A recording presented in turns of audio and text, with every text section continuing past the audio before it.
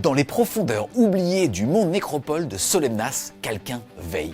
Un archiviste, un historien, un collectionneur. Certains disent même un voleur, mais un voleur avec du style. Et bienvenue les Wargamers dans ce nouvel épisode des Warhammer Heroes. Aujourd'hui, on plonge dans l'histoire de Trazyn l'Infini, l'un des personnages les plus fascinants et les plus imprévisibles de tout l'univers de Warhammer 40 000. On a décidé de faire plaisir aux derniers fans Necron de la chaîne avec cet épisode consacré à l'un des personnages les plus stylés. Et vous allez le voir, c'est sans doute le premier héros qui va présenter un tel décalage entre son lore qui est méga cool et ses règles de jeu. Ça va donc le rendre super dur à classer au niveau des tier lists, puisque pour les personnes qui ne connaissent pas Warhammer Heroes, le concept il est simple, on parle des personnages qu'on aime dans les univers qui nous passionnent, et si notre travail te plaît, alors n'hésite pas à mettre un gros pouce bleu, à commenter aussi en disant quel personnage tu voudrais voir couvert par cette série de vidéos, et à t'abonner, c'est le plus grand des soutiens que tu peux nous apporter. Avant d'être une icône métallique, Trazyn était un noble du peuple Nécrontyr, l'une des civilisations les plus anciennes et les plus tragiques de la galaxie. Leur vie était courte, leur existence marquée par une mortalité précoce à cause d'un soleil meurtrier. Mais leur soif de savoir, elle, était immense. Trazyn était le maître archiviste supervisant la momification des pharaons Nécrontyr. Même à cette époque, il se distinguait des autres nobles. Là où beaucoup d'autres cherchaient influence et pouvoir, lui cherchait le passé. Il collectionnait déjà les vestiges de civilisations plus anciennes que la sienne, compilant des chroniques, des objets et des récits. Il se considérait comme le gardien de ce que son peuple, trop éphémère, n'avait pas le temps de retenir. Puis vint la transformation, lorsque le roi silencieux conduisit son peuple à renoncer à la chair pour devenir les Nécrons. La plupart perdirent leur âme ainsi que leur identité, mais chez Trazyn, quelque chose au contraire s'amplifia. L'obsession de préserver l'histoire dans un univers qui ne cessait de la détruire. Désormais immortel, doté d'une mémoire cristallisée, il devint l'un des plus grands archivistes de l'histoire. Et très vite, cette obsession allait façonner son rôle dans la galaxie entière. Après le grand sommeil, lorsque les Nécrons commencèrent à se réveiller, Trazyn se lança déjà dans d'innombrables expéditions à travers la galaxie. Son obsession pour l'archivage et la collecte de l'histoire de l'univers fait office de rempart, l'empêchant de sombrer dans la folie où pourrait chuter un immortel privé de but. Il arpenta des mondes ravagés par le temps, pénétra des ruines xénos oubliées depuis l'aube de l'univers et observa des guerres se dérouler uniquement pour comprendre leur importance historique. Il ne voyait pas les civilisations comme des ennemis ou des rivales, mais comme des chapitres vivants. Je vais t'emmener dans ma maison avec moi. Et comme tout archiviste passionné, il souhaitait parfois conserver ses chapitres, y compris en prenant sans vraiment demander les protagonistes eux-mêmes. C'est au fil de ses voyages qu'il construisit ce qui deviendrait son chef-d'œuvre, Solemnas, un sanctuaire colossal où chaque salle est un fragment de la mémoire galactique, figé, protégé et parfois même restauré. Cependant, sa soif de collection l'a finalement rendu persona non grata, c'est-à-dire blacklisté auprès de la dynastie Sotek. Et fais attention, si toi tu mets pas des commentaires gentils, ça pourrait aussi t'arriver. D'ailleurs, n'hésite pas, mets un petit pouce. Mais que ce soit au prix de sa réputation ou au prix d'une guerre, sa conviction reste inébranlable.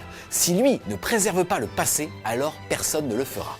Solemnas, son fief, est donc une planète artificielle composée d'une myriade de nanomachines formant une coquille parfaitement agencée autour d'une étoile. Sous cette surface métallique s'étend un nombre incalculable de galeries prismatiques, la gigantesque collection de Trazyn. Ce labyrinthe impossiblement vaste se perd dans des profondeurs que même son propriétaire ne prétend pas entièrement connaître. Une grande partie de ces salles d'exposition restent encore vides, attendant patiemment d'accueillir leurs futures trouvailles, ou victimes du maître des lieux. Mais pour l'heure, on y trouve notamment une salle entière dédiée aux tyrannides, la plupart prélevés dans la flotte ruche Chronos, où des bioformes figées en plein mouvement permettent d'étudier chaque articulation et chaque mutation. Ou alors un prince démon capturé dans une bataille contre les chevaliers gris, enfermé dans une stase si puissante que même son nom semble avoir été oublié. Une aile entière est consacrée à l'époque de la Grande Croisade, contenant des reliques pré-hérésie que même le Mechanicum considère comme définitivement perdues. On y retrouve aussi une reconstitution du massacre d'Isvan-5, complète avec des Salamanders de la Ravengard figés en plein combat.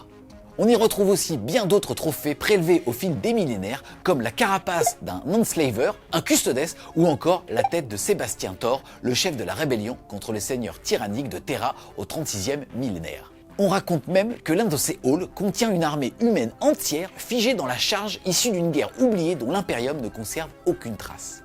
Une autre salle dresserait une ligne complète de Sœurs du Silence datant de l'unification de Terra, récupérée avant qu'un cataclysme n'efface leur ordre local. Pour Trazyn, Solemnas est un monument dédié à la mémoire galactique. Pour d'autres, c'est un musée hérétique, un conservatoire de tout ce qui ne devrait plus exister. Et c'est ça qui le rend unique. Dans un univers où chaque guerre détruit des cultures entières, Trazyn est l'un des seuls à s'obstiner à protéger ce que les autres ignorent, cassent ou brûlent sans même y penser. Pour lui, la galaxie oublie trop vite. Alors lui, il conserve. Mais même si cela implique parfois d'emprunter un général, un démon, un régiment, voire une bataille entière, ça passe. Malheureusement, son sens très personnel de l'archivage n'a pas plu à tout le monde. Surtout pas à Orican, le divin, maître manipulateur du temps. Les deux immortels mènent une rivalité d'un raffinement destructeur, qui commença bien avant le biotransfert. L'un est obsédé par le passé, l'autre ne regarde que l'avenir. Leur conflit le plus célèbre porte son accès à la tombe du tétrarque Nephrek, une figure semi-légendaire dont l'existence même fait débat. C'est d'ailleurs l'intrigue centrale du roman L'Infini et le Divin que je recommande très fortement. Quelques anecdotes illustrent parfaitement la toxicité presque comique de leur relation. Orican n'hésite pas à détruire des objets de la collection de Trazyn, voire des expositions entières, y compris une consacrée à la guerre céleste. Il a même réinitialisé la timeline plusieurs fois pour tenter de gagner un procès contre Trazyn et pourtant le perd systématiquement. Les deux se sont d'ailleurs mutuellement tués à plusieurs reprises, mais pour des Nécrons immortels, ça n'est finalement qu'un contretemps comme un autre. Trazyn, de son côté, a tenté d'assassiner Orican en lui envoyant un patriarche du culte Genestealer, entraînant une invasion sur sa planète, forçant l'Imperium à déclencher un exterminatus. Orican a alors été piégé sous la surface pendant près d'un siècle, et même si celui-ci n'est pas un collectionneur, les Nécrons se haïssent profondément. Leurs philosophies sont diamétralement opposées, et leur immortalité les oblige à se croiser, à s'affronter, à se saboter, et parfois malgré eux, à collaborer. Ce sont donc deux dieux métalliques capables d'effacer des planètes qui se comportent comme deux collectionneurs rancuniers sur un forum d'enchères galactique. Et cette phrase était assez difficile à dire. Trazyn n'est pas vraiment un combattant. Lorsqu'il quitte son monde nécropole, il voyage presque toujours escorté par sa phalange d'acquisition. Un groupe de Lychguard, une unité jouable dans Warhammer 40 000, chargée de le protéger, et souvent de récupérer ses futures trouvailles. Il possède également un contrôle total sur son métal organique, ce qui lui permet de se déguiser en n'importe quel autre Nécron. Et en cas de destruction, il peut même prendre le contrôle d'un corps de substitution au sein de sa propre légion, lui garantissant de revenir encore et toujours. Malgré son rôle d'observateur, Trazyn laissa une empreinte profonde sur l'histoire de la galaxie. Lors de la campagne de Damnos, il s'intéressa de près à la bataille entre les Nécrons et les Ultramarines. Tout en préservant des reliques et des témoignages du conflit, il manipula subtilement des dynasties voisines afin d'éviter que la destruction totale de la planète n'efface un patrimoine historique qu'il jugeait irremplaçable. Plus tard, durant les premières invasions tyrannides, il intervint pour capturer des bioformes rares. Il en scella plusieurs dans ses salles de stase, sauvant ainsi les seules preuves de certaines mutations de la flotte ruche avant que l'Inquisition ne les purge à jamais. Les scientifiques impériaux n'en sauront jamais rien, mais certaines de leurs études ultérieures furent possibles que grâce aux rapports envoyés depuis Solemnas par un biologiste de l'Adeptus Mechanicus à qui Trazyn autorisa à étudier les tyrannides conservés en l'échange de son savoir. Le plus drôle dans tout ça, c'est que je l'aime bien, je crois que c'est parce qu'il est gros. Trazyn a même conclu un marché surprenant avec Fabius Bill. On en a parlé dans d'autres vidéos sous Fabrice Bill. En échange du génogerme intact des empereurs Childrens, une relique que l'on croyait perdue depuis la guerre de l'unification après un attentat dévastateur. Il a réussi grâce à ça à obtenir rien de moins qu'un Claude de Fulgrim totalement non corrompu par le chaos. Cette histoire est racontée en détail dans Fabius Bill Claude Lord et elle montre bien jusqu'où Trazyn est prêt à aller pour enrichir sa collection. Et enfin, les amis, il y eut Cadia. Trazyn fut alerté de cet événement titanesque lorsque le choc de la bataille se propagea dans toute la galaxie jusqu'à faire trembler sa précieuse collection. Lorsque la planète commença à s'effondrer sous la pression d'Abaddon, Trazyn ouvrit les salles profondes de son musée et libéra ses pièces maîtresses. Des régiments pré-hérésie, des Sœurs du Silence conservées depuis l'époque de l'Empereur, des cohortes Nécrons immémoriales et même quelques héros qu'il conservait pour la sécurité. Il s'allia à Belisarius Cawl, que vous connaissez sans doute sur la chaîne en tant que Belisarius Cool, pour activer les piliers de Cadia afin que le chaos ne ravage pas la galaxie avant de se replier face à Abaddon en lui balançant quand même toute sa ménagerie lorsque le sort de la planète fut scellé. Et si on se met 2 secondes dans les baskets de notre collectionneur préféré, ou en tout cas dans son corps, on comprend bien qu'il l'a pas fait pour sauver l'Imperium, mais pour sauver un événement historique. Un diorama à l'effigie du désastre fut érigé sur Solemnas, que Trazyn nomma le barou d'honneur d'Ursarkar Creed. Creed lui-même fut capturé puis enfermé dans ce même diorama quelques instants avant sa mort. Mais ironiquement, sans cette intervention, plusieurs figures clés n'auraient jamais survécu pour lancer la croisade Indomitus. Trazyn, malgré lui, façonna donc l'avenir de l'humanité. Trazyn, l'infini, est donc l'incarnation parfaite de l'ironie tragique et comique dans Warhammer 40 000, un être immortel, brillant, mais complètement décalé qui traverse un univers apocalyptique comme s'il était dans une brocante géante. Sans lui, des civilisations entières auraient disparu sans trace, des artefacts essentiels seraient perdus, des menaces majeures n'auraient jamais été comprises et même l'Imperium aurait été privé de témoins essentiels à sa propre survie. Il est l'un des personnages les plus riches du lore parce que derrière son humour sec et son obsession pour les collections se cache un être qui comprend mieux que quiconque les valeurs du passé. En résumé, Trazyn c'est un petit peu comme un wargamer galactique qui collectionne toutes les figurines importantes du lore avant de les figer dans un immense diorama, une petite vitrine, et c'est sans doute pour ça que beaucoup de fans de Warhammer 40 000 ressentent une affection particulière pour ce personnage. Passons maintenant à ses règles, et comme je l'ai dit au début de la vidéo, vous allez voir que l'écart entre son prestige dans le lore et sa puissance sur table est malheureusement assez visible. La raison est simple, le background de Trazyn a littéralement explosé avec la sortie de pas mal de bouquins, pourtant ses règles n'ont jamais été revisitées.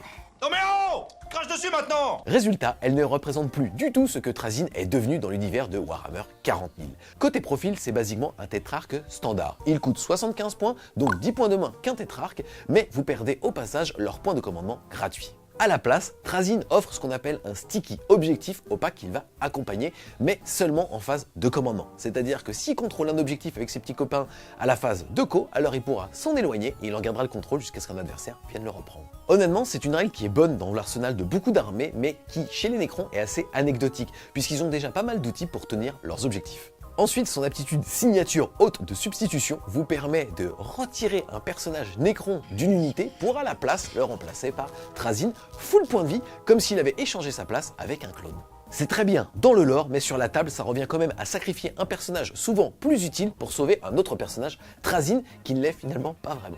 Quant à son arme, le bâton de l'oblitérateur empathique tape correctement avec une force de 7, mais aucune pénétration d'armure et dégâts d3, ce qui le rend franchement très moyen quoi. Et c'est vraiment dommage parce que son grand rival Orican, lui, a une datasheet bien plus intéressante et plus souvent jouée pour seulement 5 points de plus. Oh!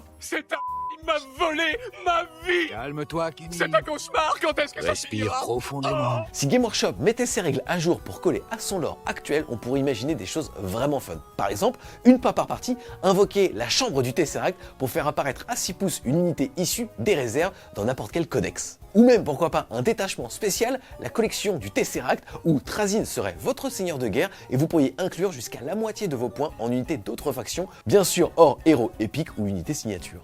En revanche, le jeu qui a vraiment rendu hommage à Trazyn pour son lore, c'est le jeu de cartes Magic the Gathering.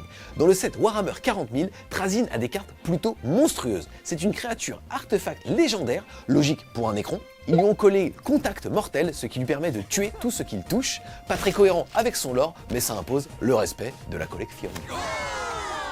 Mais le plus drôle, c'est sa capacité galerie prismatique, puisque tant que Trazyn est sur le champ de bataille, il possède toutes les capacités activées de toutes les cartes artefacts de votre cimetière. Niveau lore, c'est tout bonnement parfait. C'est littéralement comme s'il sortait toute sa collection directement sur le champ de bataille. Et niveau gameplay, c'est le paradis des combos infinis. Avec la quantité d'artefacts dans Magic, son potentiel est totalement démentiel.